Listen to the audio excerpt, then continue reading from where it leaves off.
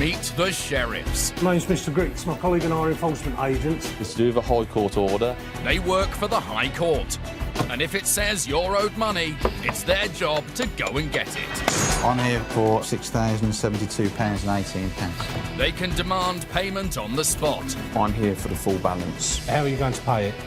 Or remove assets instead. The car will be going unless you can pay it. You'll have a week to pay in full before it gets sold at auction. Obstructing their work can be a criminal offence. I wouldn't do that if I were you. The door needs to stay open. Every year in England and Wales, unpaid debts totalling more than £80 million are recovered by the sheriffs. Coming up, a repair to Tony Grace's pride and joy wasn't up to scratch. I felt angry that they'd not done the job properly. But will the sheriffs be able to find enough assets to get his money back? This is a remapping device, about £3,000 or £4,000 brand new. A debtor's not happy to find Tommy on his doorstep. I'm not talking to you. This is not my house. You're not coming in. And the sheriffs face resistance on a factory floor. Can you move? It's a commercial property with a force entry if we need to. With the court order. Yeah, but you ain't got to come in.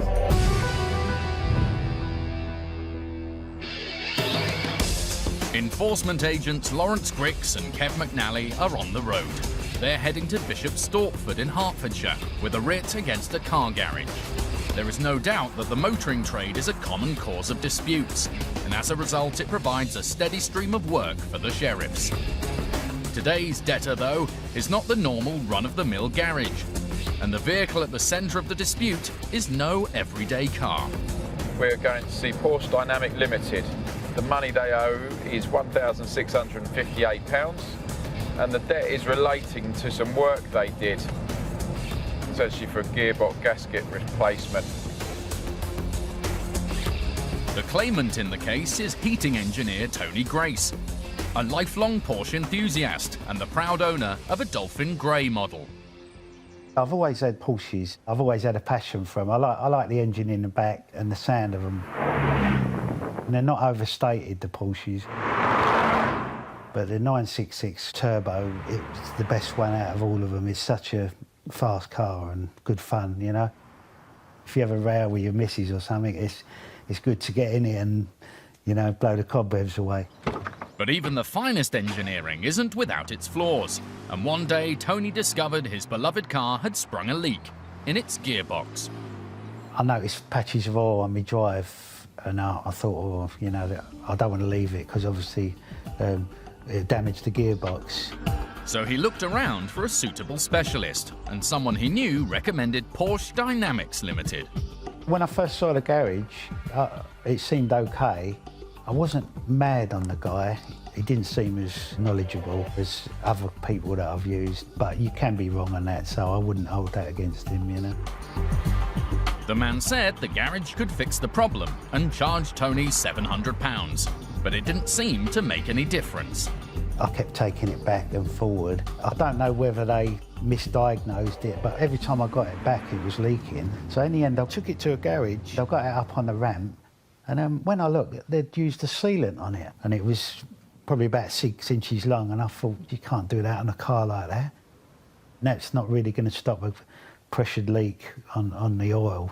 You know, even I know that, and I'm not a mechanic. Tony's final confirmation that he hadn't got the service he'd paid for came when this second garage made the repair he'd requested all along. He changed the gasket within 5 hours, and he'd done a really good job, and touch wood, I've never had a problem with it. So obviously the other people didn't do the gasket. And that's when Tony began to get annoyed.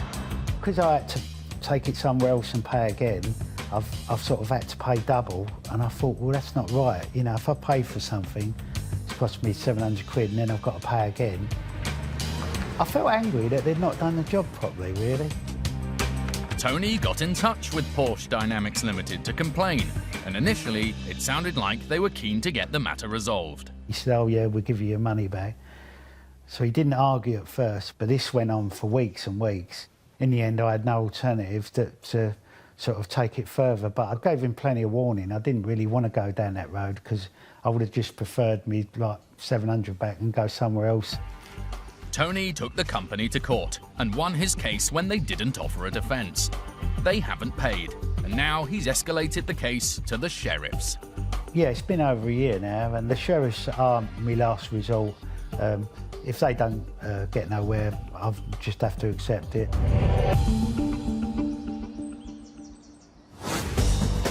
Lawrence and Kev are on their way to the debtor garage, and it seems they and Tony have a lot in common.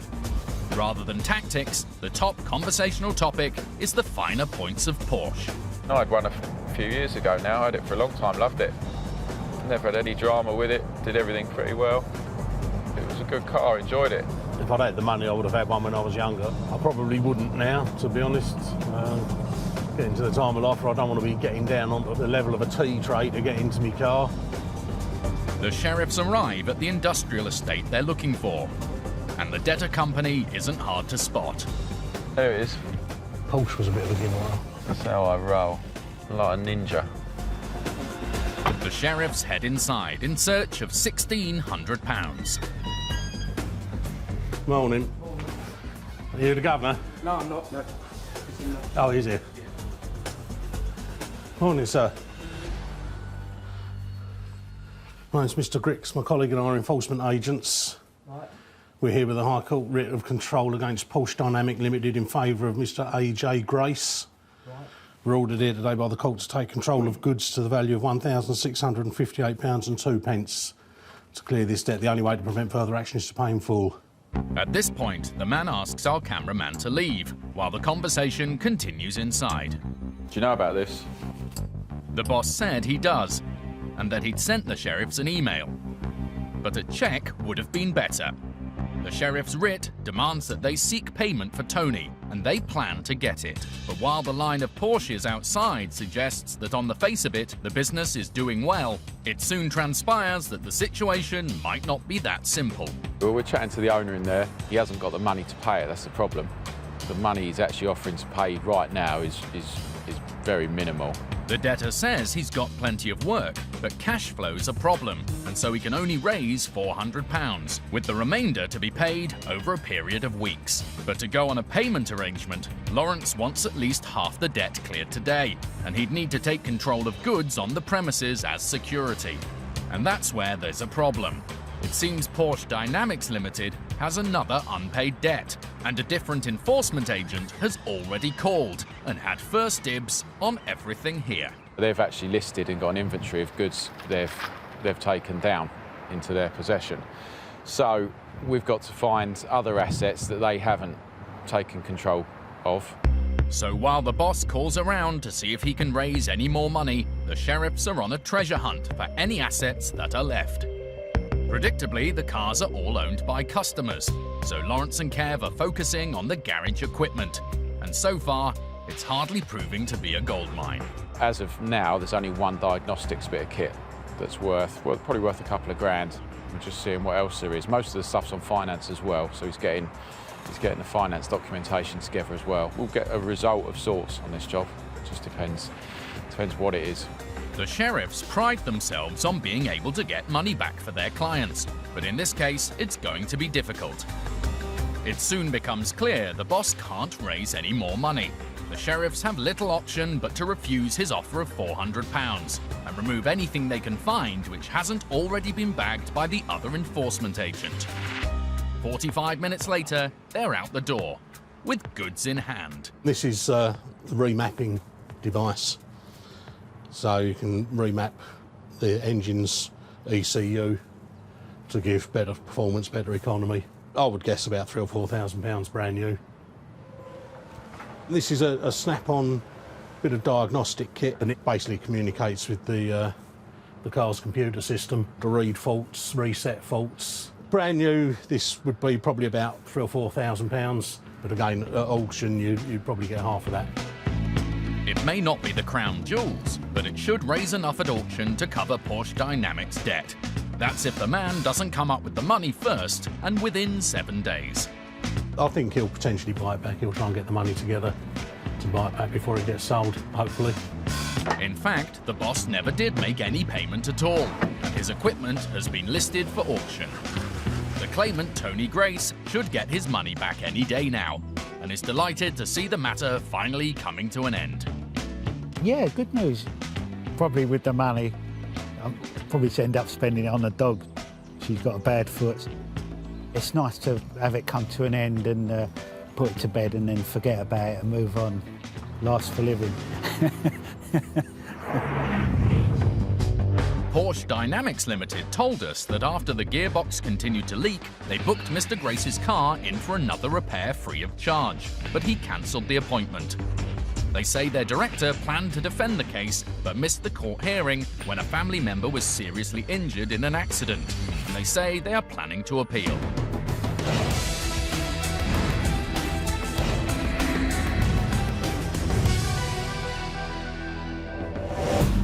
Using the county courts to try to recover money you're owed isn't difficult. 1.5 million money claims are made every year in England and Wales, involving anything from faulty goods or poor workmanship to unpaid invoices.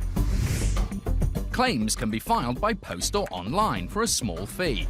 Both parties in the case will be asked to submit evidence, and you may have to attend a court hearing. If you're successful, a county court judgment or CCJ will be issued against the debtor. And if they still don't pay, that's when you call the sheriffs. First and foremost, sheriffs are looking to get their clients' money. But that doesn't always mean going in hard.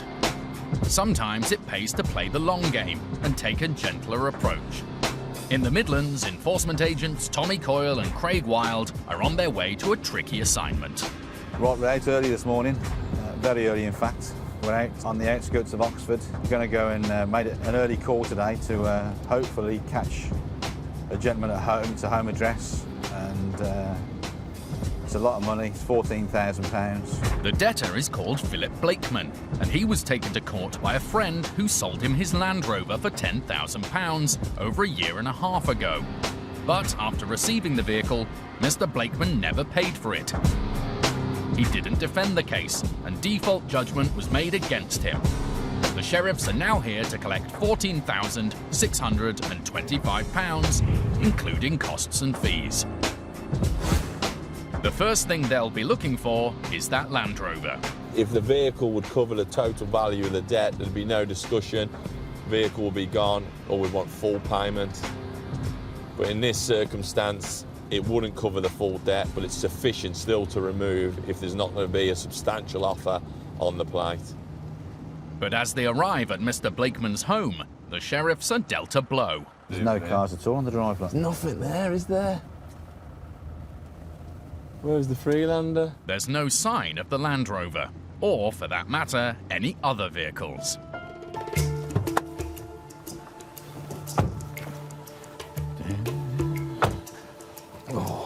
You wouldn't live here without a car, would you? One possibility is that he's already left the house, but there don't seem to be any tracks in the frost on the drive. It looks like the sheriffs might have lost their main bargaining chip. But either way, they need to speak to Mr. Blakeman.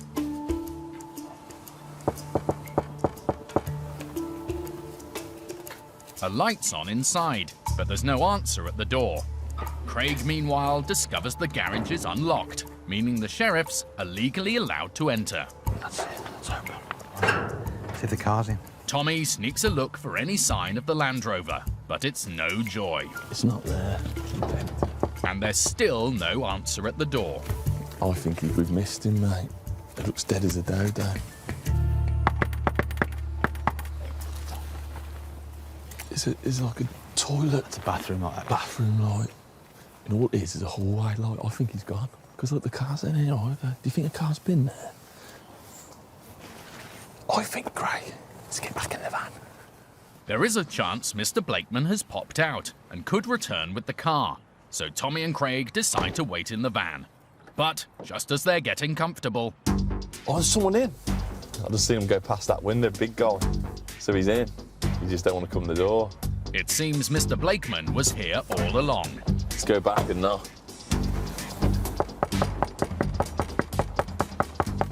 This time, he answers.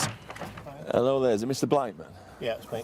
Yeah. Show you some identification. I'm not talking to you. I've already spoken to you. You're not going to be talking to us, No, what was it's that? gonna be paid at the end of the month. It's going to be paid at the end of the month? Yeah. If you're saying you can pay this in full at the end of the month, we can facilitate that, but we'd need to secure the debt. It's not my house, for starters. There's nothing in here belongs to me. I just used a room here. So Right. I've already told them that, so that's the end of it. Right, well, it's not the end of it, sir, because at the moment they want us to execute this order. Yeah, but this is not my house. You're not coming in. Can you show me anything that, evidence-wise, that you're going to get that money at the end of the month? If I can obviously. No. It's being borrowed. It will be paid at the end of the month. Right. Well. Mr. Blakeman isn't being very cooperative. Although he says he's going to pay, Tommy needs more than that. We can't just take his word for that. There's a process where we can do a controlled goods agreement, but he doesn't appear interested in that. So I'll try him again.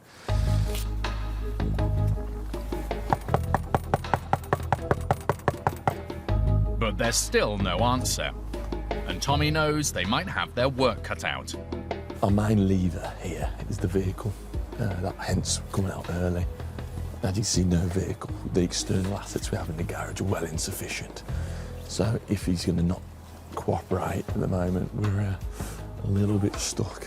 So he keeps trying. Mr. Blakeman, can you just come to the door for a moment so I can explain the next process, what we're going to be doing? Hello, sir. Yeah, just want to explain to you. We're going to be taking control of the goods inside the garage for now. All right, okay. Mr. Blakeman is finally playing ball, and Tommy and Craig begin listing any assets of his they can find to use as security against the debt.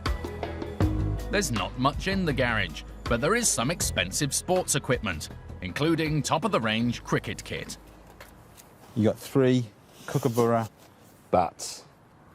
pads, 1 aero, kit bag stroke trolley, kit bag. And a valuable bicycle from a well-known brand. 1 Boardman. A racing bike, is it? Once they've listed everything they can, they just need Mr. Blakeman's signature. This is going to be a controlled goods agreement you're signing. It's a legally binding contract. It's going to give you till just before the Wednesday. If Mr. Blakeman doesn't make the payment he's promised by the end of the month, they'll be back. It's on 24 You today. take it easy. Cheers. Come on in.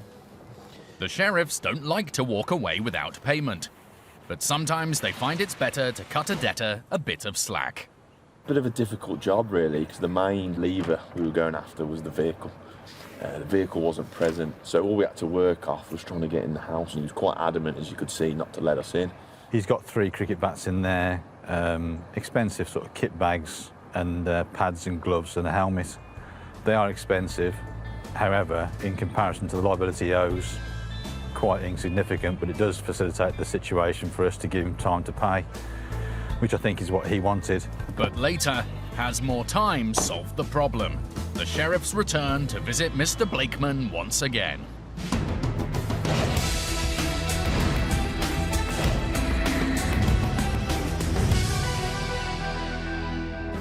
In the northwest, enforcement agent Alan Pennington is on his way to see an asbestos removal firm. We're off to West Horton, just the other side of Bolton, to see a company called Malrod Environmental. Malrod Environmental Limited have been taken to court by Heysham Demolition Limited, who say they own some equipment hired out for use on a construction site but never got it back. A judgment was awarded by default, and now Malrod Environmental Limited owes £4,521. But the case may not be as clear-cut as Alan would like. The debtor has been in touch, claiming that the case is going back to court, and in the meantime there's an order in place called a stay of execution, which puts any enforcement action on hold. They say that they've got a stay of execution on the case. That has not been seen yet by the office or myself, so we'll be there shortly, and if they've got it, they'll need to produce it. If they haven't got it, then they'll need to pay their debt. It's now down to Alan to find out whether Malrod's version of events is accurate. It's up to the debtor to provide the relevant court paperwork, and if they can't, then the sheriffs have every right to enforce. Newish building, quite a big company, so I'm sure they will have no issue with the payment. But let's see if they've got a stay of execution, eh? As Alan walks into reception, Hello. a man immediately comes to see him who knows about the debt. So Alan gets straight to the point. If you've got a stay of execution, I need to see it. It's not come through yet from the court. They're setting the judgment side, aren't they? Yeah, they've not done it yet. No. It seems the man has misunderstood the situation. He's applied to have the judgment against Malrod set aside, but as he hasn't yet heard from the court, there's no guarantee the application will be successful. And so currently, that original judgment stands. A set-aside is different to a stay of execution, but it doesn't sound like he's got either. That still needs paying, because enforcement action continues until we receive a stay of execution. Yeah. That money goes into an account for 14 days. Yeah. If a stay of execution comes in, it's refunded back. Yeah. Right. It's not what the man wanted to hear, but it doesn't look like he's going to put up a fight. Can I have your bank details? So what I'll do is say you're going to pay by backside. So if you can do that for me, Yep. that figure there. Okay. The man is going to pay in full. The money will be held by the sheriffs for 14 days before being passed on to the claimant, giving the company time to make a legal challenge if it wants to. All right, thanks for your time. Ta-da. Great stuff. Thanks, love. Ta-da. Malrod Environmental Limited's application to get the judgment set aside was not successful, and the demolition company got the money the court said they were owed. Malrod told us they don't believe they owed the debt and say they would have paid it willingly if they did. They say they originally filed a defence against the claim, but their form was returned to them by the courts.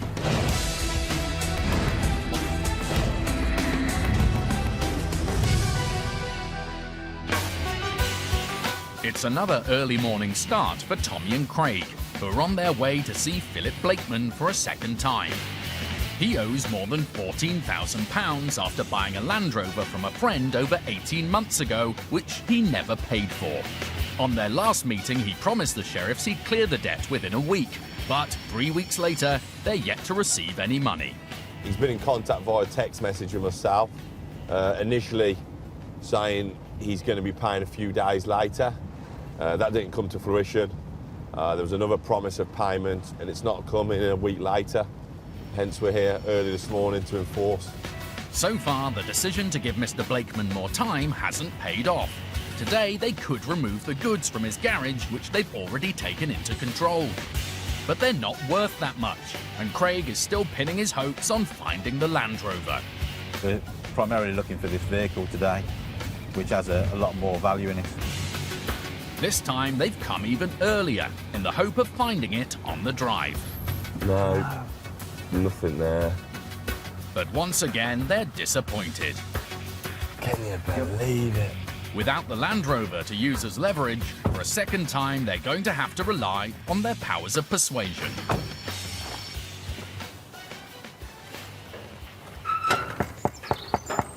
It's open. Mr. Blakeman, Good morning. you're all right, the payment didn't come in? Yeah. Still wait for it to clear. Unfortunately, we're here to enforce it today. Yeah. You was on about your mother before or something? You Yeah, said, she's given me the money. I'm just waiting for it to clear. Because she lives in Ireland, Yeah. I initially thought it was, it was like a cheque. They said 7 days into that account, but because it's from Ireland, shouldn't takes longer. have took this long to clear. No. It's up to 14 days, they say now. All right. So how come you didn't get in contact and tell us it's going to be 14 days? Well, it doesn't look good, does it? But whatever the reason, Mr. Blakeman doesn't have the money. So Tommy tries a different tack and decides to reveal his knowledge of the key asset, the missing Land Rover. You've got a vehicle registered to you. Yeah. Where's the vehicle? It's not here. It doesn't work. If that worked, then there wouldn't be a problem. Where it's not working, It's in Whitney. It's broken. It's the engine's knackered. is it? Yeah. So, in order to satisfy their writ, the sheriffs will have to take some of Mr. Blakeman's other goods, provided they can cover a reasonable amount of the debt. They already know the contents of the garage won't be enough, so they turn their attention to the property itself. What about the goods inside the house as well? It doesn't belong to me. This isn't my house, okay? I know you keep saying we've not seen any evidence of that so far. Okay, but I mean... You're cohabitor in here, Mr. Blakeman. No, so I just use a room here. If there's no payment today, you need to show us evidence of what belongs to who. Can you come back a bit later and then I can get it for you? You know we can't do that. I mean, obviously, you signed a controlled goods agreement, and the last message I had from you that you was going to pay it. And obviously I've not heard from you since. Right, well, it's still going to get paid.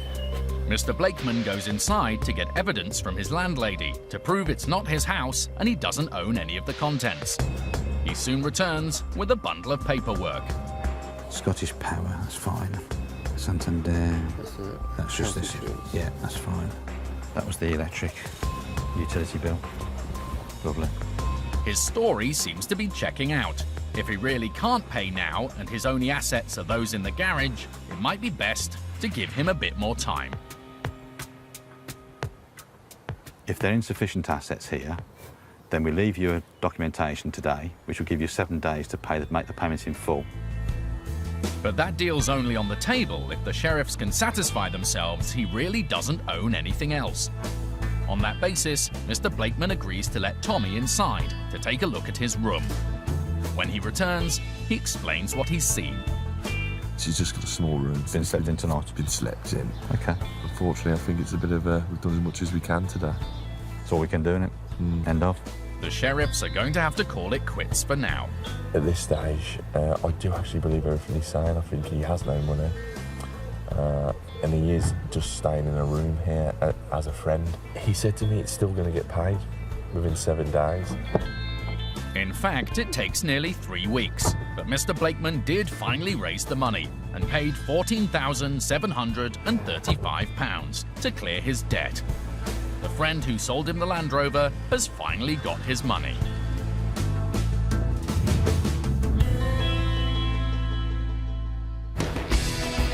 If you've won a county court judgment and haven't been paid, for £66 you can get the case transferred up to the High Court, which will issue a writ for enforcement by the sheriffs. My job is to collect in full or remove goods.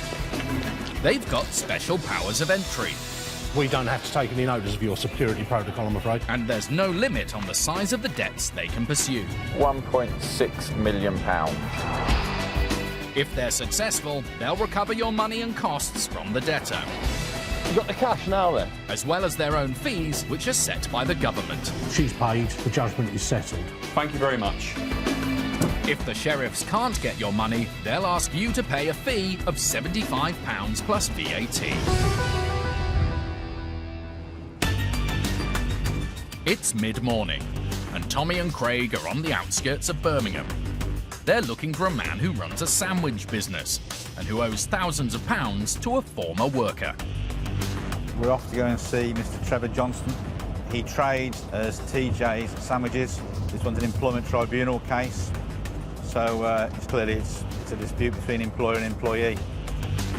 The claimant says she'd worked for Mr. Johnson for 10 years before he made her redundant without notice. He also made unauthorised deductions from her wages and owes her holiday pay. Mr. Johnson didn't attend the hearing, and the tribunal ruled against him by default. He still hasn't paid and owes £4,036. As the address on the writ appears to be for some kind of industrial unit rather than Mr. Johnson's home address, the sheriffs are hopeful of finding suitable assets. I think this is an actual where they prep and make the sandwiches. We're looking for prep tables, an actual machinery that may make the sandwiches, and refrigerated vehicles is always a good one. Places like this, we'll be looking for them. Hopefully we'll get the employee her money that the courts have said that she deserves. But all this talk of sandwiches is making Tommy hungry. Oh, I do like a good sandwich. 2 slices of granary bread, no butter, some Mexican-style chicken, some green and black olives with some salsa, a bit of avocado and some crispy bacon. That's a lovely sandwich. It's also unlikely to be on offer today, but he'll happily settle for payment instead. The sheriffs reach their destination and head in search of Mr. Johnson. Hello? Hello? Is Mr. Johnson about? No, he's not here. Can he be contacted at all? No, I haven't got his number. Has anybody got his number? No. Who's in charge whilst he's not here? Nobody. So there's no one in charge and no one can contact the boss. Craig is sceptical. Nobody's got his telephone number at all? Who would you phone in an emergency? We can deal with it, that's all. You just deal with it yourselves? Yeah. Well, I'll explain who I am. My name's Mr. Wild, and we're High Court enforcement agents. And we're here today to execute a court order, a High Court writ of control. So we need to get in contact with Mr. Johnson as a matter of urgency. But just then, a man emerges from the back. Hello, sir. Are you Mr. Johnson? Yeah. Hello, Mr. Johnson. My name's Mr. Wild. It seems Mr. Johnson was here all along, and he now excuses himself momentarily to switch off a machine. Well, there you go. All of a sudden, he turns up at the back. So he's just in there. Door's open now. Look. He's now trying to tell the staff they're in the wrong for leaving the door open, which clearly gave us peaceable access into the industrial unit. We'll put him right. When Mr. Johnson returns, he asks our cameraman to leave.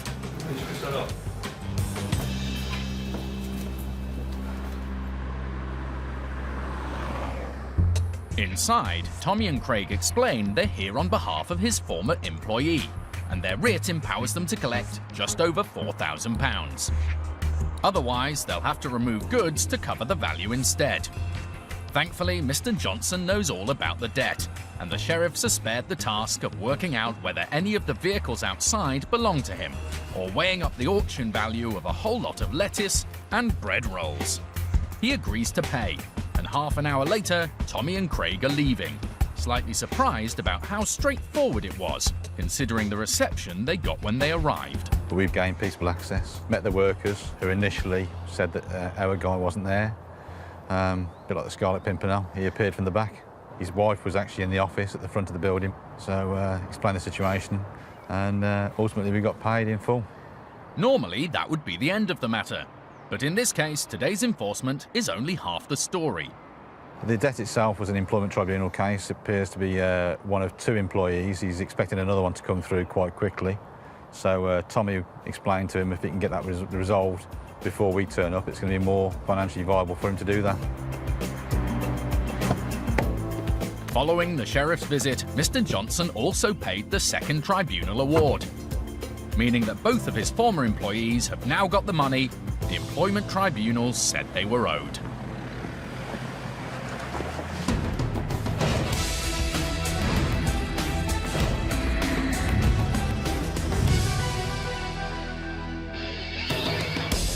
Back in the southeast, Lawrence and Kev are also looking for a businessman with a debt to pay. But this is a very different kind of business, and an unusual case for them. We're in Epsom in Surrey today. We're going to see Kieran Midwinter trading as Epsom Rocks Tanning. So, as you probably can guess, it's a tanning salon. It's for sale of sunbed tubes. I didn't pay for them. Mr. Midwinter has been taken to court by the supplier of the sunbed tubes. He didn't defend the case, and judgment has been made by default. He now owes £3,373. Neither Lawrence nor Kev are especially familiar with what goes on in a tanning salon. Not really into sunbeds, to be honest. I like going away on holiday and getting a bit of tan. I know Lawrence is a fan of that as well. Yeah, because there's quite a lot of me to get tan, really. I'm pretty sure I remember him telling me he's got yellow Speedos, I think it is. Is that right? No, I haven't got any budgie smugglers. But a holiday seems a million miles away as they slog through the Epsom traffic. Pretty heavy. Yeah, go on. So I think parking's going to be a bit of an issue. Lawrence does manage to bag what he thinks is a good spot, only to be disappointed. Oh, permit holders only. I'll stay here if you want. Just give us a shout if you need us. Yeah, all right, mate. Let me know if them beauty technicians give you any grief. Well, if they jump me and like pin me at the floor, Yeah, you them mean? sunbed Okay. assistants. So Lawrence heads to the debtors on foot, while Kev does the decent thing and minds the van. It's not always ideal to leave Lawrence on his own for safety reasons more than anything, but there's nothing worse than getting a parking ticket, so Lawrence will be all right in the sunbed shop on his own. The sheriffs are banking on the tanning salon being a fairly unthreatening environment. They obviously hadn't factored in the soundtrack. Hello?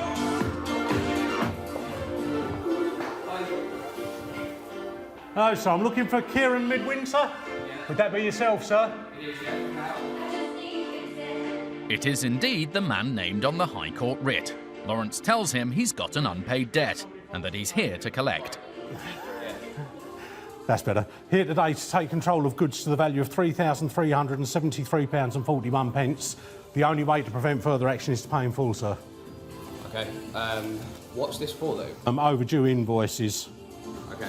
So that's what the debt is. No, sure. While they do, our cameraman has to step outside. Mr. Midwinter tells Lawrence he didn't know about the debt, but he doesn't dispute it and wants to pay. Only he doesn't have the money. The gentleman didn't appear to know anything about it. He knew there was an original small debt, but he didn't realise it had gone to a debt collection company, etc., etc. He hasn't been running the salon himself for quite a while. He's only just gone back in there, so it looks like any of the posts that went there with regards to this, he didn't actually get, whether the staff threw it away or whatever. I don't know. Lawrence has explained to Mr. Midwinter that if he doesn't come up with the money, then he'll remove his sunbeds.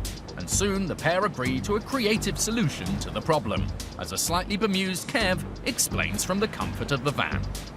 OK, so an update from Lawrence. The debtor, he has sold his car recently. The money for that is actually at another premises, which is about 20 miles from here. That would cover the debt that we're after. 20 miles from here, maybe, but just a few miles from the sheriff's office and their colleague Tommy. It's a bit long-winded and round the houses, but hopefully Tommy can go and collect this money, give us a call that he's collected it, and we can be off from here without removing goods. Tommy may not be used to playing the role of Lawrence's courier, but his help will save the sheriffs hours of time and possibly get their client paid quicker. Half an hour later, his efforts have paid off, and Lawrence explains his tactics. There was, 3 sunbeds in total, and they'd all be a bit of an effort to remove, and they wouldn't have sold for very much anyway. And with that in mind, Lawrence is satisfied they've made the right call. He's paid £2,810 off the debt today, and I've got a controlled goods agreement in place, and he's got to pay just under £600 in 2 weeks' time to clear the debt. So I'm quite happy with that. Thank you, Tommy.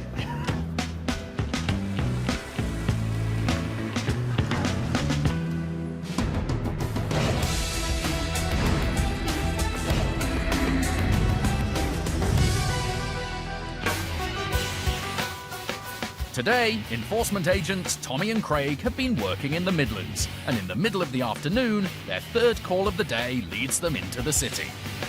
We're in the centre of Birmingham, more or less, today, off to a limited company called Zebra Worldwide Machinery Limited.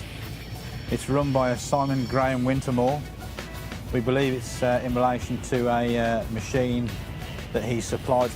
The claimant is a customer who wasn't happy with a lathe he bought. He took the matter to court and won a judgment against the company, but he didn't receive his money. And 2 months down the line, the sheriffs are hoping to collect £5,834. But as they approach, it doesn't look promising. It's all locked up, mate. Don't look good, does it? The sheriffs park up and ring the bell. Big old place, isn't it? It's a huge unit, but the shutters are down and there's no sight or sound of heavy machinery. Can't hear any noise from it. Just when they're beginning to suspect this visit is a lost cause, the door opens. Hello, sir. Trying to get in contact with Mr. Simon Graham Wintermore. Who's asking? My name's Mr. Wild. I'm from High Court Enforcement Agents. I'll go and see who's upstairs. OK, so I need to leave the door open. No. Yes, I have to. No, sir. Can you move? It's You a can't. commercial property. It's We can commercial force premises, entry sir. if we need Yeah, to. with the court order. Yeah, sir. but you ain't got to come in. Yeah, We have. we've got a court order We've to got come a court order to come in. You Mr. Wintermore? No, I'm going to get him. Well, I'll wait here. The door needs to stay open. We need to speak to I him. could just Otherwise, we'll have to force so entry and have then the you police. walk all around here. No, we won't, No, sir. not, we'll wait stay here. here until he comes down. That's fine. The last thing the sheriffs want is to get locked out. Although they could legally force entry if they needed to, it's a situation they'd rather avoid. We weren't going to let the door be shut on us. We'll be polite to these people as much as we can, but we are here with the authority of the courts to do our job. For now, they're happy to wait at the entrance, where they've got a decent view of the assets. That's what their lives, aren't they? They're pillar drills. Yeah. That looks like a guillotine cutter. That's a scrubber, floor polisher thing. The machines might be a challenge to remove, but they definitely have value. Meanwhile, a man emerges from the office upstairs. What's he saying? Is that the same guy? No, it's a different guy. Hello, sir. Hello, sir. Mr. Wintermore. Hold on, what's the camera for? It is indeed the company boss, but on spotting our camera, he's less than pleased. We're asked to leave, and it's left to Tommy and Craig inside to explain that it's time for Zebra to pay its debts. The answer isn't exactly what they expected. The boss says he's already paid and produces proof of a recent bank transfer. On closer inspection, it appears he's made a payment direct to the claimant's solicitor, but it's only for the amount owed before the case was transferred to the High Court. The director is not happy at all because he's seen the payment that he made, thought was going to resolve the case. Obviously, court action's been taken and that's why we're here today. And he needs to deal with us, but he's not happy at all. Because he didn't pay to begin with, Mr. Wintermore now owes another £868. He's not happy. Nevertheless, he reaches for his credit card, and the sheriffs are soon on their way. Satisfied, they've carried out the court's wishes. Got a bit fruity on the door with one of the employees, but managed to put the foot in the door, secure the access. The director produced evidence that he's paid direct to the claimant's legal representation, just under £5,000. So we've checked that out. That's come off the bill, leaving a short balance outstanding, of which we've just collected in full. It didn't come to listing down the company's goods, but aside from the valuable machines they first saw, there was one asset inside that made quite an impression. Oh yeah, zebra head mounted in his office. Huge. More impressive. But for now, the boss's machines and taxidermy are safe. The sheriffs are leaving with payment in full, and the claimant has got their money back. Mr. Wintermore told us he did offer the claimant who bought the lathe an alternative machine, and says he wasn't aware he owed any fees at the time he made the payment.